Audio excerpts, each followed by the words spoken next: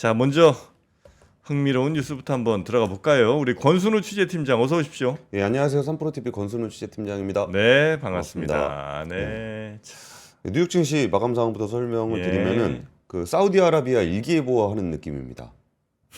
예, 오늘도 맑습니다. 네. 예, 뉴욕 증시가 상승 마감했습니다. 아, 참 대단합니다. 아니 애플이랑 뭐 이런 애 지금 예, 빠졌더만요. 빠졌어요. MS도 빠지고. 예, 일단 다우존스는 0.15% 상승했고요. 나스닥은 0.03%, S&P 500은 0.25% 상승했습니다. 그러니까 상승폭이 크진 않은데요. 이제 뭐 상승폭이 크지 않은 게 무슨 의미가 있는지 모르겠어요. 이제 계속 오르니까. 그러니까 미국 주식 하시는 분들은 참 마음 편하시겠어요. 이게 더 오늘 샀어야 좀 돼. 들어올랐는데 뭐 이런 정도 느낌이잖아요. 더 샀어야 돼. 좀 사셨나 보네요. 더 샀어야 돼. 맨 처음에 3주 샀잖아요. 그게 이제 분할해 갖고 30주 됐잖아요. 한 10주를 딱 샀었어야 되는데 너무 아쉽습니다. 예, 저는 엔비디아 예전에 그 가지고 있다가 250불, 300불 그때 팔았어요. 그때 이사 가느라고 돈이 좀 필요해가지고. 못난 사람. 그래서 오늘 첫 번째, 그러니까 오늘 엔비디아만 3.5% 오르고 매그니피센트, 세븐이라고 부르는 애플, 아마존 뭐 세븐이라는 게 뭔 의미가 있습니까? 다 별로 주가 안 올랐고요. 네. 오히려 엔비디아만 좀 오르면서 지수를 좀 견인을 했습니다. 첫 번째 뉴스로는 이제 엔비디아 관련한 얘기를 좀 해보려고 하는데요. 사실 엔비디아 관련해서는 취재를 이전부터 많이 했었어요. 네. 근데 굳이 얘기를 안 했었습니다. 맨날 엔비디아 얘기만 하니까 굳이 뉴스삼에서 엔비디아를 얘기를 할까 하다가 그래도 이제 글로벌 시가총액 1위가 됐다고 하니까 그냥 뭐 한번 좀 엔비디아 얘기를 좀 나눠보면 좋지 않을까. 좋습니다. 일단 3조 3,400억 달러, 4,600조 원이거든요. 4,600조. 조원. 4,600조. 예, 원으로 따지면. 그러니까 우리 삼성전자 얼마죠? 한 400 몇십 조 아니에요? 뭐 삼성전자랑 비교하지 마시고 이제 한국 전체 시가총액이 한 2,000조 좀 넘거든요. 그렇죠. 예, 그거 다 합쳐봐야 엔비디아 절반도 안 됩니다. 그 회사 하나의 절반도 좀 안 되고요. 진짜 사실- 절반도 안 돼. 예. 근데 엔비디아가 그러면 지금 왜 그렇게까지 오르고 있는지에 대한 분석이라는 거는 뭐 주가 지수로서의 분석은 별 의미가 없는 것 같고 네. 뭐 반도체나 AI 측면에서 한번 얘기를 좀 준비를 좀 했어요. 네. 그러니까 인공지능의 역사적 순간들이 언제냐라고 본다면은 지금에서의 역사적 측면들을 좀 돌아 가보면은 이제 페이페이리 교수님이 이미지넷이라는 프로젝트를 했었어요. 이미지넷? 예. 그러니까 사진을 네. 다 받아가지고 네. 거기다가 이제 이름을 다 붙였습니다. 그러니까 네. 고양이 개 뭐 이런 식의 이름을 붙이는 프로젝트를 했어요. 음. 근데 그거를 진짜 막 전 세계에 있는 사람들을 동원을 해가지고 이 이미지 데이터셋을 만들었습니다. 그러니까 개 고양이 이걸 한 다음에 나중에 이제 인공지능을 통해서 그걸 맞추게 하는 거예요. 네. 이게 개인지 고양인지 맞추려면은 이게 개인지 고양인지 써 있는 디지털 데이터가 필요하잖아요. 그런 프로젝트를 했었는데 그때 갑자기 어떤 그 교수님이 그 전의 결과보다 훨씬 더 좋은 10%포인트 이상 높은 정확도를 보이는 결과를 냈던 교수님이 있었어요. 그때 엔비디아 칩을 썼구나. 그 얘기 하려고 그랬는데 어떻게 하셨어요? 삘이 왔죠. 그때 그 교수님이 제프리 힌튼 교수고 네. 제프리 힌튼 교수가 썼던 그 알고리즘 방식이 딥러닝입니다. 그게 언제쯤이에요? 그게 2007년부터 페이페리 교수님이 그걸 했었거든요. 한 10몇 년 된 얘기네. 예, 근데 그렇게까지 오래된 얘기도 아니에요. 네네네. 그래서 그 제프리 힌튼 교수팀이 한 3명이 있었는데 그 3명이 그냥 구글로 다 입사를 했어요. 그때 이제 그 중에 한마가 이제 일리아스 추케바. 이 사람은 오픈 AI를 설립한 사람입니다. 네네네. 그리고 제프리 힌튼 교수는 구글에 가서 있었고 그때 알렉스넷을 만들었을 때 첫 썼던 반도체가 GPU입니다. 엔비디아 GPU. 그러니까 그때까지만 해도 엔비디아 GPU는 그냥 그래픽 처리 장치였어요. 네네네. 그래픽 처리 장치인데 인공지능 하는 사람들이 쓰다 보니까 이게 더 빠른데? 해가지고 이제 그때 쓰던 게 그 GPU, 엔비디아 GPU였어요. 그때가 병렬식 연산으로. 맞습니다. 그 역사적 장면 하나고 그 다음 역사적 장면을 꼽자 그러면은 2017년에 구글의 트랜스포머라는 알고리즘을 발표를 했어요. 네. 이거는 뭐냐면은 그 전까지만 하더라도 그 인공지능이라는 거를 이제 연구하던 방식이 언어 따로, 비전 따로 이런 식으로 분야별로 이렇게 각자 알고리즘을 따로 썼었는데 그거를 뭐 CNN, RNN 이런 거 뭐 다양한 알고리즘을 쓰다가 구리 트랜스포머라는 알고리즘을 발표하면서 그냥 다 정말 단일한 알고리즘을 썼던 게 트랜스포머가 2017년에 하나 되게 중요한 장면이고요. 그 다음 또 중요한 장면은 이제 오픈 AI가 스케일로라는 논문을 발표합니다. 스케일로는 뭐냐면 그냥 용량, 그러니까 모델을 키우면 더 정확도가 높아진다. 그거를 입증했던 논문이에요. 네. 근데 그건 뭐냐면은 대충 이렇게 학습을 이렇게 사이즈를 키우면 되지 않을까라고 했는데 뭐 학습 한 번 하는데 몇 달이 걸리고 돈이 막 수백억이 들어가는데 네. 과연 그렇게 수백억을 때려 박았을 때 정확도가 높아질 것인가라는 걸 아무도 확인해 보지 않았던 거예요. 근데 오픈 AI가 처음으로 그걸 확인을 한 거죠. 야, 돈 때려 박아가지고 학습 크게 파라미터 키우면 정확도가 높아져. 어찌 보면 뭐 당연한 얘기긴 한데 안 당연하죠. 아닌가? 예, 근데 어느 정도 이상 됐다고 해서 될지 안 될지는 아. 적정 수준이라는 게 있을 거라고 봤던 거죠. 그럴 수는 있겠죠. 예. 예. 근데 그 때려 적정 박으면 되더라. 그러니까 적정 수준이 아니라 완전히 어마어마한 규모로 때려 박으니까 예. 훨씬 좋아지더라. 예, 예. 아. 그걸 오픈 AI가 처음으로 논문을 그걸 입증하기 시작하면서 그때부터 때려 박으면 된다. 그래서 라지 랭귀지 모델이 나오는 거군요. 그렇죠. 초거대 모델의 사이즈가 1750억 개 지금 1쪽에 넘어가기 시작했는데 음. 그러면서 야 진짜 그걸 때려 박으면 된다고 때려 박았을 때 그걸 누가 할 수 있어를 유일하게 해낸 게 엔비디아죠. 그러니까 그 전까지만 하더라도 그걸 왜 때려 박어? 라는 과정이 네. 그러니까 딥러닝 그리고 거기 트랜스포머, 오픈 AI, 스케일러 그런 그 과정에서 야 때려 박으면 된대라고 해서 왔던 게 엔비디아가 그렇게까지 고성능이 필요해?라는 것을 유일하게 그냥 하고 있었던 거죠. 그리고 지금까지도 엔비디아 칩만큼 고성능의 칩을 만드는 회사는 없어요. 아, 대단합니다, 엔비디아. 예. 네. 그래서 하여튼 전 세계 시총 1위가 됐고 이런 과정을 거쳐서 한 20년 전만 하더라도 그냥 그래픽 카드 만드는 회사, 그래픽 칩 만드는 회사 뭐 이 정도였다가 하여튼 뭐 저도 생각해 보면 몇 번의 그 변곡점이 좀 있었던 것 같아요. 뭐 그 비트코인 요거 할 때 그죠? 채굴 예, 할 때. 뭐 채굴 할 때 야, 뭔 그래픽 카드로 하면 이렇게 뭐 빨라 뭐 이러면서 이제 한번 빡 떴던 것 같기도 하고. 예. 그리고 나서 조금 잠잠해지다가 다시 이제 AI 열풍 맞으면서 그냥 수직 상승. 예. 예. 근데 그러면 이제 주가는 잘 모르겠고요. 네. 산업적인 측면에서는 저는 AI가 이제 정말 대중적으로 우리가 기대하는 것만큼 확산이 되려면 엔비디아를 넘어설 누군가가 있어야 된다고 생각해요. 엔비디아? 예. 못 근데 넘을 것 같은데. 자기 자신일 수도 있어요.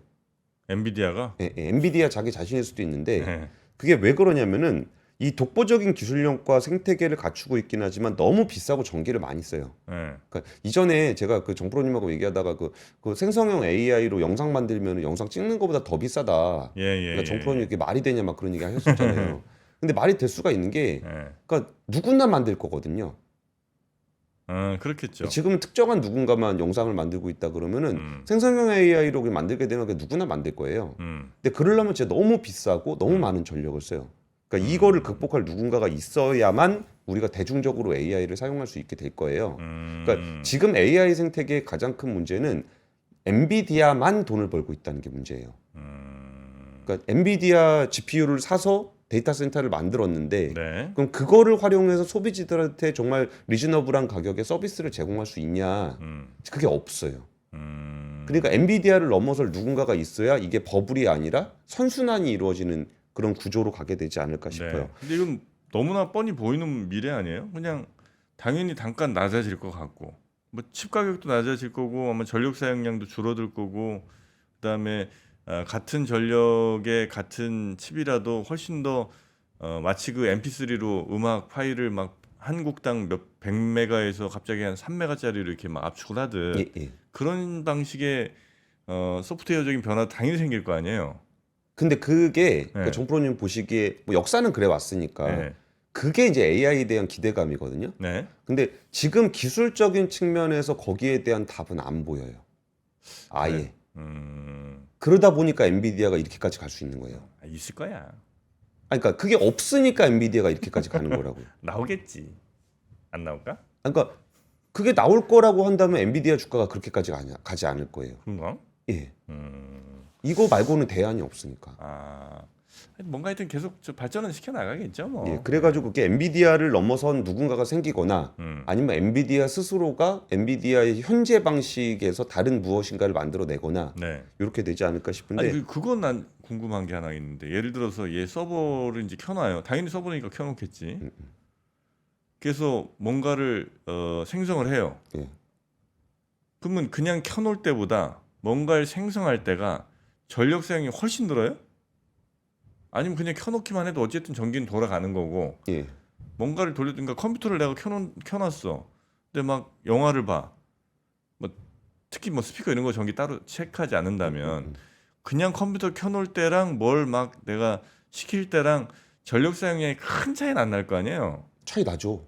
많이 나나? 그러니까 아니 핸드폰으로 게임하면은 예. 배터리 빨리 달잖아요. 게임하면 예, 예. 배터리 좀 빨리 닳죠. 예, 예. 그러니까 그렇다고 해서 얼마나 늘어나 모르겠네. 하여튼 그래서 뭔 예, 얘기냐면 예, 예. 얘를 켜놓고 안 쓴다고 해서 전기가 이렇게 안 들 것 같진 않고 즉 그 얘기는 내가 뭘 쓴다고 해서 전기 사용량이 0에서 갑자기 막 이렇게 뭐 100까지 이렇게 막 치솟는 게 아니라 예. 한 80에서 뭐 한 85 이렇게 이제 올라가는 거 아닐까 이런 생각 이제 한 건데 예, 예. 그렇다면 어쨌든 전 세계 사람들이 골고루 AI는 이제 24시간 전 세계에서 골고루 쓰실 테니 예, 예. 뭐 그 서버 돌아가는 시간에 뭐 이렇게 계산해 보면 어쩌면 지금 계산된 그 전기보다 훨씬 더 적은 건 아닌가 하는 생각을 이제 살짝 한 거죠. 그건 이제 알 수 없으나 아직은 되게 긍정적이시네요. 저는 이제 긍정적이죠. 샀으니까 엔비디아. 그러니까 저는 엔비디아가 전기를 많이 쓴다는 게 문제가 아니라 전기를 많이 쓰지 않는 반도체가 없다는 게 문제라고 생각해요. 네네네. 그러니까 답은 그거밖에 없으니까 한 거기가 그 이번에 비백이나 이런 거 제가 보기에 한 1000와트 이상 쓸 것 같거든요. 그래요? 1000와트면 거의 난로 수준이에요. 1000와트? 예. 많이 쓰네. 그러니까 칩 하나가 그렇게 쓰는 거니까. 전자레인지 1000와트잖아요. 예, 예. 아. 되게 많이 씁니다. 예, 예. 그 뭐야 이거 진공청소기나 뭐 이런 애들 거의 수준인 것 같은데 1000와트면. 그래갖고 이제 뭐 오늘 오후에 그 KB 그 국민은행 금융 AI 센터장을 하셨던 오순영 상무님 저녁에 모시고 인터뷰하기로 했었는데 거기서 그 AI가 적용되는 그 세상에 대한 이야기를 또 오후에 한번 퇴근길에 좀 진행을 해보려고 해요. 그래서 좀 시간 있으신 분들은 오후 퇴근길도 좀 같이 봐주셨으면 좋겠습니다. 네. 자, 그리고 그 엔비디아 같은 회사가 누가 있을까라는 네. 거에서 제가 좀 여러 회사들을 좀 보다가 네. 그럼 엔비디아 같은 회사가 어디가 있지라고 했을 때 제가 보기에는 브로드컴이나 퀄컴 같은 회사가 오히려 좀 유사할 수 있어요. 아니 브로드컴 뭐예요, 그러니까? 왜 저한테 아니 화를 내세요? 브로드컴이 엄청 올랐더만요. 예? 그게 브로드컴 뭔이라는 회사인지 모르시죠? 브로드컴이? 예, 대부분 사람들 몰라요. 뭐 하는 회사예요? 그러니까 통신칩 만드는 회사인데 네. 이게 브로드컴은 다른 회사하고 다르게 진짜 뭔 일 하는지 아는 사람이 거의 없어요. 그러니까 통신칩이라는 게 통신이라는 게 퀄컴은 아시죠? 모뎀 칩. 뭐 스마트폰에 들어가는 네. 모뎀, 통신칩. 네. 브로드컴은 그 안에서의 통신을 많이 해요. 내부 통신. 예, 예. 어. 근데 그게 엔비디아가 잘하는 부분들이 예를 들어서 그 안에 GPU하고 메모리 사이의 속도 제어를 굉장히 잘하거든요. 속도 제어라는 게 뭐냐면 통신이에요. 네. 그 통신을 잘하는 회사가 브로드컴이에요. 그러니까 음. 반도체 속도가 문제가 아니라 네. 반도체 그 안에서 움직이는 속도, 반도체와 반도체 사이에서 데이터 주고받는 속도. 네. 이게 어려울 정도로 데이터량이 많아요. 인공지능은. 근데 이거를 외부적으로 IP를 제공하는 거의 유일한 회사가 브로드컴이에요. 엔비디아는 이거를 스스로 해요. 네네네. 그러면 엔비디아를 제외한 거의 모든 회사들은 브로드컴 걸 써야 돼요. 그래갖고 오히려 이게 뭐 하는 회사이냐라고 하겠지만 오히려 그게 오히려 핵심 포인트가 될 수가 있어요. 네네네. 인공지능에서는. 네. 그러니까 퀄컴 같은 경우도 통신칩 만드는 회사고 브로드컴 같은 경우도 내부 통신칩 만드는 회사여서 오히려 엔비디아랑 비슷한 회사가 뭐가 있냐라고 한다 그러면은 네. 저는 GPU를 만드는 회사보다 오히려 통신칩 만드는 회사가 오히려 더 가까울 수도 있다는 생각도 들어요. 브로드컴이 그래서 그렇게 미친 듯이 지금 올라가는군요. 예, 진짜 이상하다니까요. 이거는 그 디지털의 레벨이 아니라 거의 아날로그 레벨의 문제가 더 중요한 상황이 돼 있어요. 네네. 두 번째 뉴스 넘어가겠습니다. 음. 오늘 좀 그냥 엔비디아 1위 된 김에 좀 길게 한번 얘기해봤습니다. 음. 두 번째 뉴스는 중요한 기사인지 아닌지 좀 헷갈리는데 네. 24년 만에 푸틴 대통령이 북한을 방문했습니다. 네. 이게 중요한, 그러니까 우리가 이 뉴스를 예민하게 받아들이는 상황이었으면 굉장히 중요한 뉴스일 거예요. 네. 근데 우리가 요새 북한에 대해서 그렇게 예민하게 받아들이지 않는 상황인 것 같아가지고 24년 만에 처음으로 러시아 대통령이 북한을 방문했는데 우리한테 체감적으로는 좀 덜한 것 같아요. 원래 18일부터 1박 2일 일정으로 북한을 방문할 예정이었는데 이것도 늦게 왔대요. 네. 그냥 하루 잠깐 있다 가게 됐다 그러는데 푸틴 대통령이 북한을 방문하는 거는 2000년 이후에 24년 만입니다. 음흠. 이것도 신기하죠. 네. 24년 전에도 푸틴은 대통령이었고 음. 그 당시에는 이제 김정일 국방위원장을 만났었다. 24년 전. 그렇죠. 2000년. 2000년. 네. 네. 참 오래 먹다 진짜. 푸틴이 거의 주요국들 가운데 제일 오래죠 이제는. 거의 그런 그렇다고 것 봐도 같은데? 될 것 같아요. 그 DJ 대통령 계실 때부터 했으니까. 그러니까 터키 에르도안도 이렇게는 안 한 것 같고. 예.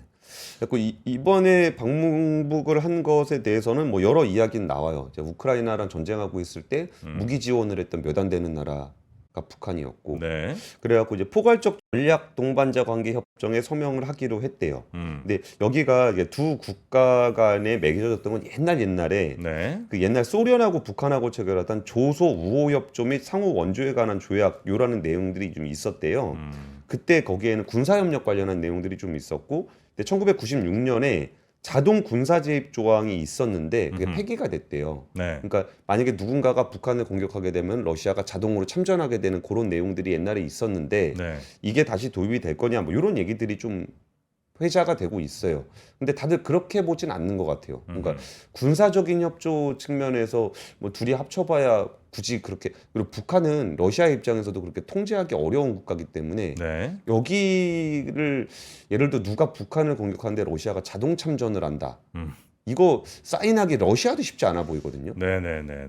예를 들어서 미국이 북한을 공격했다 그래가지고 그럼 러시아가 자동 참전해서 미국이랑 싸우겠다?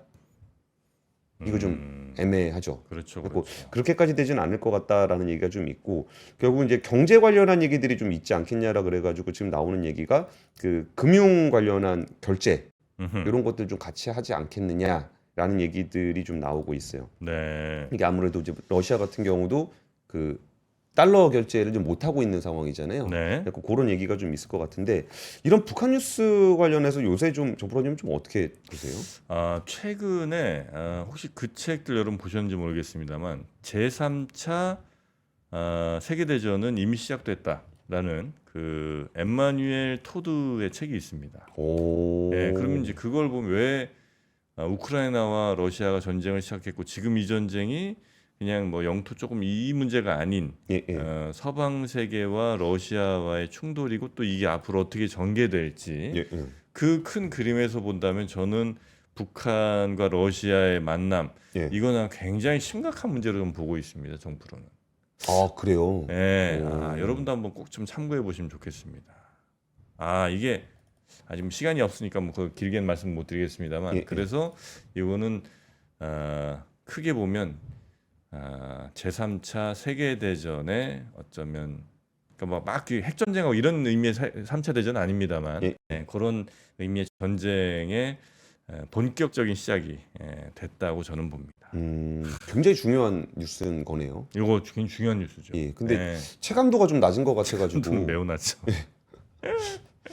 왜 이렇게까지 체감도가 낮을까라는 생각도 좀 들긴 하는데, 예, 그 뉴스가 나왔고 오늘 좀 고민을 좀 했어요. 이 뉴스를 전할까 말까 하다가 야, 그래도 24년 만에 러시아하고 북한이 만나는 건데 그래도 뉴스하면서 좀 소식은 전해드려야 되겠다. 이게 하루 만나고 또 바로 저기 뭐 베트남으로 간다 그러더라고요. 그래서 1박 2일 아니고 그냥 당일치기로 오늘 밤에 아마 떠나는 것 같은데. 그러니까 뭐 어제 온다 그래놓고서 하루 늦게 와가지고 1박 2일 일정이었는데 하루만 오는 걸로도 조금은 좀 무게감이 좀 낮아 보이기도 하고, 네. 근데 그 상징성은 또 꽤 있고 그래가지고 이런 일이 있었다라는 얘기를 그냥 오늘 새벽에 도착한 얘기예요. 그래서 네네네. 좀 거기까지 좀 얘기 드리겠습니다. 짧게만 말씀드리면 그 러시아, 북한, 그다음 베트남 이 나라들의 공통점이 가족제도 자체가 이게 새로운 접근입니다. 가족제도가 매우 우리가 알고 있는 서방 세계와는 좀 다르다는 거죠. 예, 한 아버지 밑에서 아주 좀 권위적인 아버지, 예. 그래서 이제 좀 가족 공동체 의식이 굉장히 강한 예. 이런 나라들이 이런 권위적인 민주주의 체제를 간직할 가능성이 굉장히 높은데 그것과 하여튼 가족제도의 충돌이라는 그런 의미로 좀 분석을 하고 있습니다.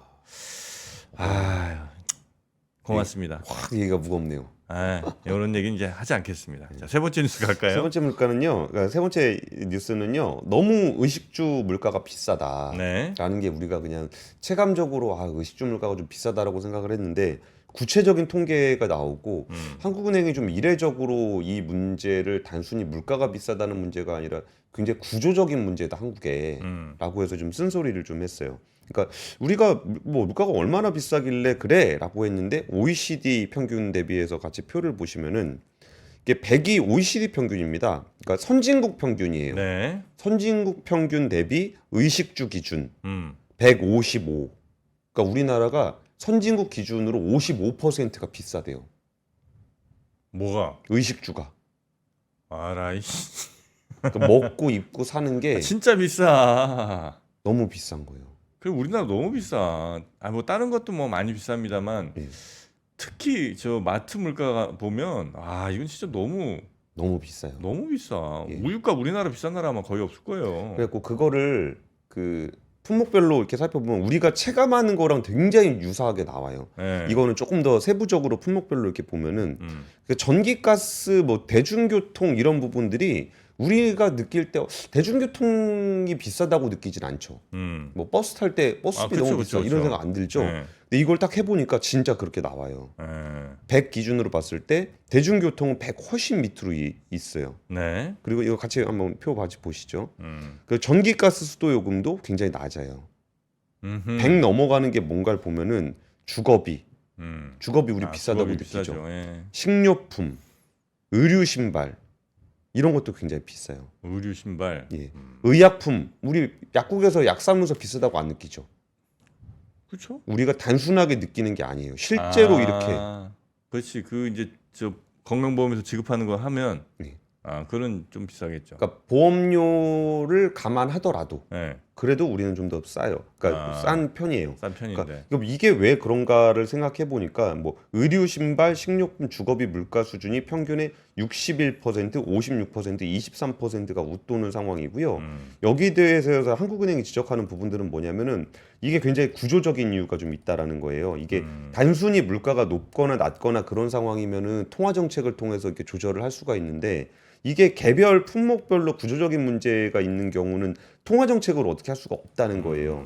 예를 들어서 농산물 같은 경우에 비싼 부분이 네. 물가가 비싸서 그러니까 전반적인 물가가 비싸서 그런 거라면 통화 정책으로 잡을 수 있는데 이게 농업의 생산력이 낮고 비축 역량이 떨어지고 그쵸. 유통에 대한 비용이 너무 많이 들어가는 부분들은 물가를 한국은행에서 어쩔 수 없다라는 얘기를 해요. 그렇죠. 그럼 거기에 대해서 그럼 또 왜 그럼 농산물이 비싸냐 그랬을 때 우리가 뭐 예를 들어서 사과 같은 경우가 비싼 거는 비싼 건데 이게 검역 통과가 안 돼요. 그러니까 농업을 보호하기 위해서 우리나라가 이상하게 정책을 그러니까 이상하다고 얘기하면 이유는 있죠.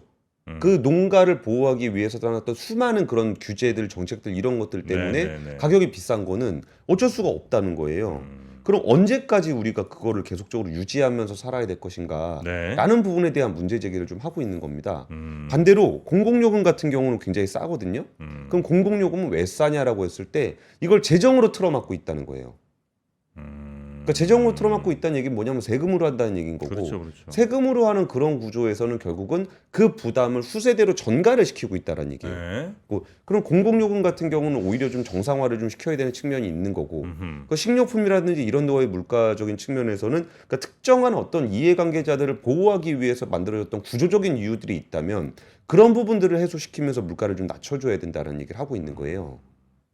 그리고 너무 우리는 농산물이 쌀에 몰빵이 좀 돼 있는 것 같아요. 이 쌀에 너무 지원과 뭐 여러 가지 것들이 이렇게 집중되다 보니까 쌀 말고 다른 농산물을 생산할 동기가 별로 안 생기고 그러니까 이제 조금씩 생산하다 보니까 더 가격은 좀 올라가고 예. 우리 뭐 밀농사 진 사람 없잖아요, 그죠? 콩 농사도 그렇게 많이 안 짓고 물론 이제 외국에서 수입하니까 싸서 뭐 경쟁력이 없을 수도 있습니다만 하여튼 다양한 농산물들을 우리 농민분들이 좀 지을 수 있는 이 동기 유발이 좀 돼야 되는데 지금 우리 농업 정책이 너무 한 50년 전에 그 쌀 몰빵에서 예. 크게 바뀌지 않다 보니까 다들 그냥 쌀 쪽으로 이렇게 가시는 거 아닌가. 예. 그 쌀은 계속 남아들고 이게 뭡니까 이게? 그렇죠. 거기다 직불금 많이 지불하는 그런 측면들도 좀 있고 그리고 우리가 이제 그거 있잖아요. 뭐 하나 수입하려 그러면 그 8년 걸린다고 네. 검역 과정 거치는데 네. 그러니까 그런 것들도 사실 뭐 예를 들어 사과 같은 경우도 이제 사과농가 보호라는 측면이 분명히 있긴 있어요. 근데 이게 결국 이게 특정한 뭐 어떤 경제 주체들을 보호해야 되는 명분은 정말 많아요. 네. 뭐 이유가 되자면 뭐 끝도 없는 이슈인데 음. 그 결과 그러니까 보호를 해서 그 결과적으로 우리나라의 물가는 그 선진국 대비해서도 60% 가까이 비싸다라는 네네. 결과가 어제 좀 전해졌습니다. 다음에 요거는 조금 시간이 지나면서 자연스럽게 아마 농업인 것도 줄어들고 그러면서 좀 대형 농업 쪽으로 뭐 이렇게 아마 좀 기업형 농업 쪽으로 많이 가면서 네. 좀 바뀌지 않을까 하는 기대는 좀 하고는 있습니다. 예, 또 정프로의 어떤 짧은 미래 예측이랄까요? 예. 너무 한심합니까? 아니요. 그 짧은 미래 예측이라는 표현이 조금 낯설어가지고. 아, 그렇습니까? 예, 예. 네. 그러니까 긴 거 장기적인 미래 예측 이런 표현은 많이 쓰는데 아, 짧은 미래 예측이라고 하시니까. 네. 자, 이렇게 뉴스 세 가지 살펴봤고요. 아, 엔비디아 대단합니다, 진짜. 예, 엔비디아밖에 눈에 오나 들어오지가 않네요. 근데 엔비디아는 진짜 보면 볼수록 더 대단합니다. 아, 그래요? 예, 공부하면 할수록 더 대단해요. 좀 일찍 할 걸. 아, 좀 더 살 걸. 아, 엔비디아 많이 부럽습니다.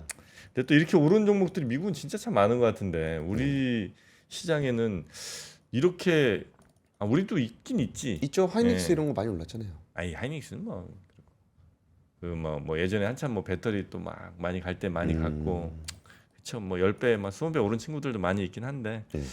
뭔가 이렇게 이 전 세계 글로벌 리더로서 이렇게 이런 회사 한두 개만 딱 있으면 너무 좋을 것 같은데. 근데 엔비디아는 예. 한두 개 정도가 아니라 하나만 있어도 우리나라 시가총액을 넘어가는 회사니까요. 예. 근데 거기서 엔비디아 그러니까 묻었다는 표현 되게 그때 저 인상적이었는데 엔비디아 묻은 회사만 있어도 좋은 것 같아요. 그렇죠. 엔비디아 묻은 회사가 대표적으로 뭐 TSMC라든지 아니면 SK 하이닉스라든지 이거 엔비디아 묻은 회사잖아요. 그리고 뭐 슈퍼마이크로 같은 회사들도 엔비디아 서버에 순행식 그 서버 공급하는 회사. 지금 뭐 예를 들어 우리나라에 뭐 엔드비디아라든지 아니 그렇게 묻은 거 말고요. 엔비디오 뭐 이런 식으로 회사 이름 있어도 아마 거기 꽤 올랐을 텐데. 그런 거 말고 진짜로 엔비디아랑 같이 하는 그런 회사들 네. 있으면 좋을 것 같습니다. 그러니까 삼성전자도 빨리 엔비디아가 묻어야 되는데 안 묻어요. 묻히기가 쉽지가 않네, 묻히기가 그죠? 쉽지 않아요. 자, 오늘 뉴스 3은 요 정도로 정리하고요. 박병창 이사님과 함께 오늘 시장 이야기 본격적으로 좀 나눠보도록 하겠습니다. 권 팀장님 오늘도 고생 많으셨고요. 네. 오늘 35도까지 올라간답니다. 서울 미쳤습니다. 밖에 돌아다니면 안 되겠네요. 와, 35도래요. 근데 아직 이제 6월밖에 안 됐는데.